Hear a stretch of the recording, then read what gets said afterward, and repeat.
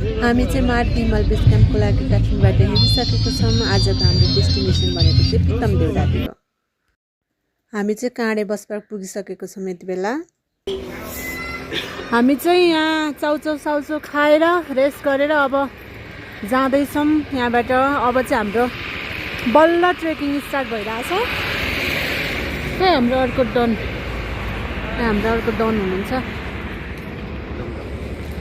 ओ माथिको चाहिँ Australian base camp हो अरे। त्यहाँबाट नि उता पुग्न पर्ने छ हामीलाई चाहिँ देउराली भन्ने ठाउँमा।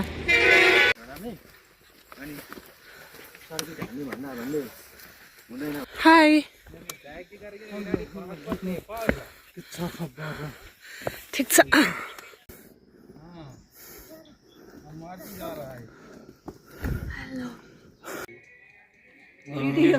जति पनि हिँड्न नसक्ने मान्छेहरू है उहाँ चाहिँ। म चाहिँ यहाँ माथि आएर बसेको कति टाइम भइसक्यो, तर मलाई बल्ल बल्ल बल्ल म पर्खेरै भेट्नु भयो है। एवं सामान चाहिँ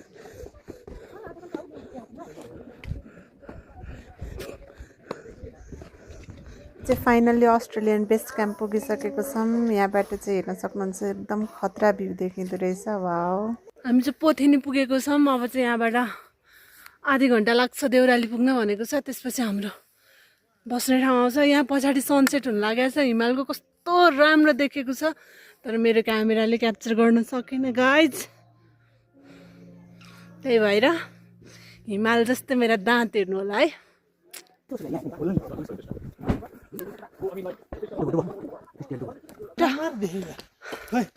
अहिले हिँडेर जाँदैछौँ। हामी अझै पुगेको छैन, अझै 15-20 मिनट टाइम लाग्छ भनेको छ। यो मान्छेले मलाई डिस्टर्ब गरेर बनाउँछ। फाइनल्ली हामी चाहिँ यो न्यू प्रितम देउराली गेस्ट हाउसमा पुगेको छौँ। अहिले चाहिँ कति बज्यो भनेदेखि बेलुकाको 6:05 गयो। हामी हिँडेको चाहिँ तलबाट 3:35 काँडेबाट हिँड्दाखेरि हामी चाहिँ 6:05 यहाँ आइपुग्यौँ। अलिकति गाह्रो नि भएको छ। अब भोलि हामी यहाँबाट चाहिँ लो क्याम्पसम्म जान्छौँ। त्यहाँबाट पर्छ हाई क्याम्प, त्यसपछि रिटर्न।